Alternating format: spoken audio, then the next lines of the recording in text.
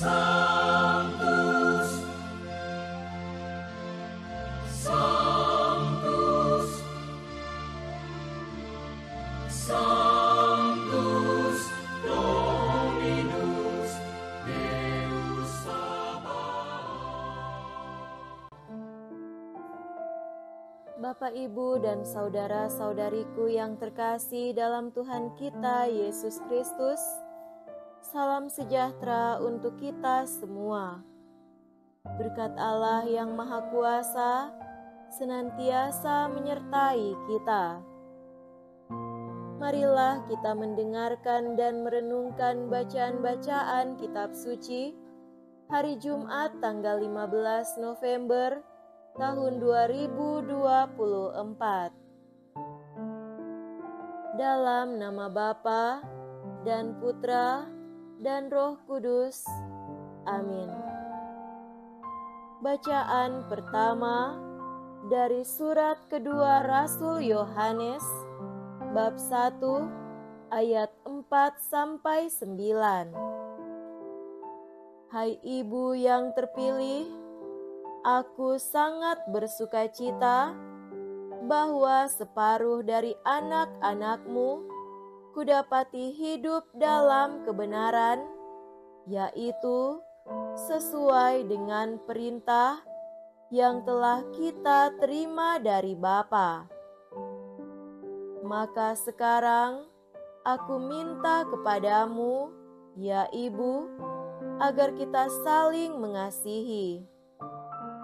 Ini kutulis bukan seolah-olah merupakan perintah baru bagimu, melainkan menurut perintah yang sudah ada pada kita sejak semula, yaitu supaya kita saling mengasihi. Dan kasih itu berarti bahwa kita harus hidup menurut perintahnya. Dan perintah itu ialah bahwa kalian harus hidup dalam kasih, sebagaimana telah kalian dengar sejak semula. Banyak penyesat telah muncul dan pergi ke seluruh dunia. Mereka tidak mengakui bahwa Yesus Kristus telah datang sebagai manusia. Mereka itulah penyesat dan antikristus. Waspadalah, jangan sampai kalian kehilangan apa yang telah kami kerjakan. Tetapi berusahalah agar kalian mendapat ganjaranmu sepenuhnya. Setiap orang yang tidak setia pada ajaran Kristus, tetapi menyimpang daripadanya, dia tidak memiliki Allah.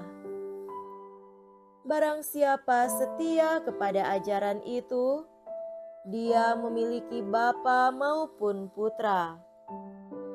Demikianlah sabda Tuhan. Syukur kepada Allah.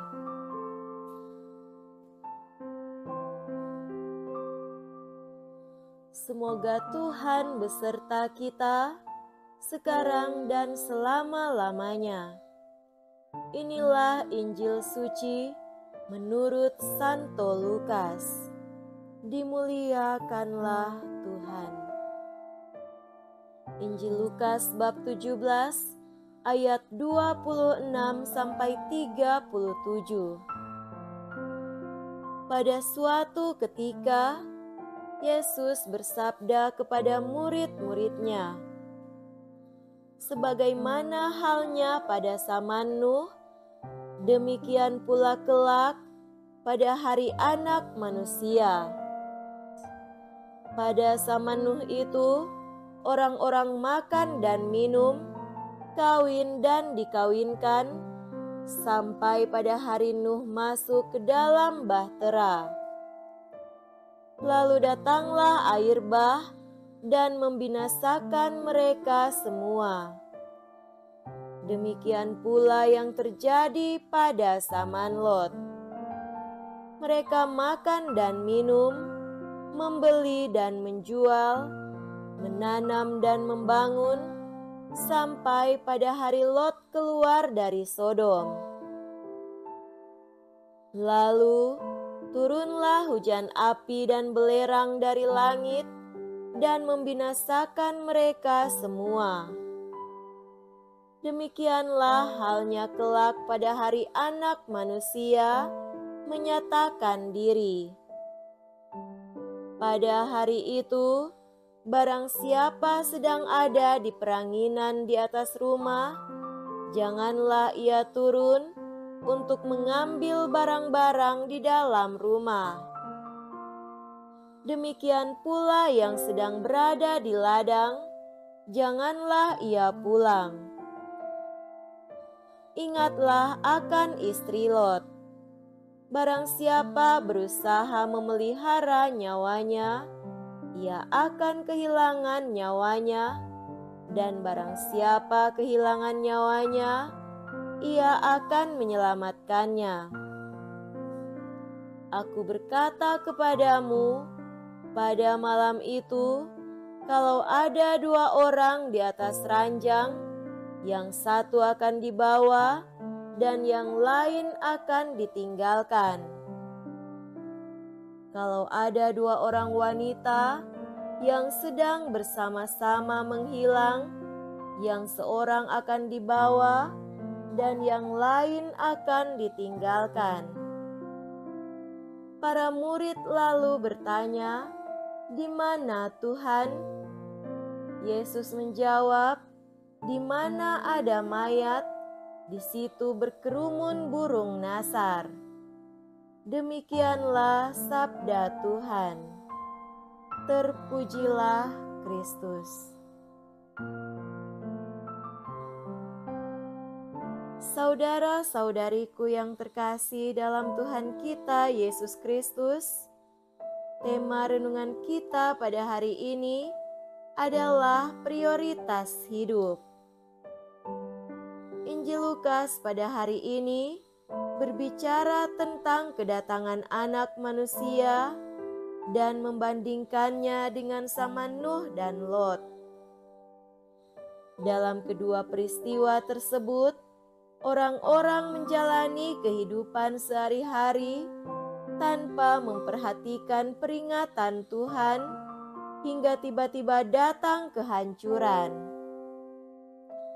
Manusia perlu mempersiapkan segala-galanya sebagai antisipasi terhadap persoalan yang akan dihadapinya pada hari esok. Saudara terkasih, Injil hari ini berbicara bukan sekedar apa yang akan terjadi, melainkan bagaimana manusia membangun hidup relasinya dengan Allah. Relasi dengan Allah akan sangat mempengaruhi hidup kesehariannya yang berdampak pada masa depannya. Manusia diajak untuk memberi tempat pada hal-hal yang akan terjadi pada masa depan. Namun demikian, patutlah diperhatikan bahwa masa yang akan datang tak perlu membuat manusia mengabaikan hidupnya hari ini. Manusia perlu bahagia menjalankan hari-hari hidupnya, seraya selalu diarahkan pada kehidupan akhir bersama Allah. Olehnya itu, 3 hal berikut patut untuk diperhatikan oleh setiap orang beriman. Pertama, kewaspadaan dan kesiapan.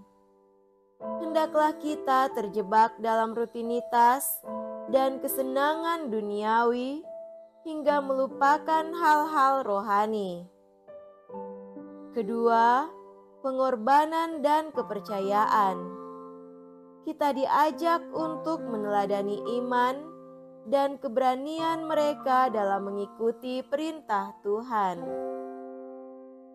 Ketiga, prioritas hidup.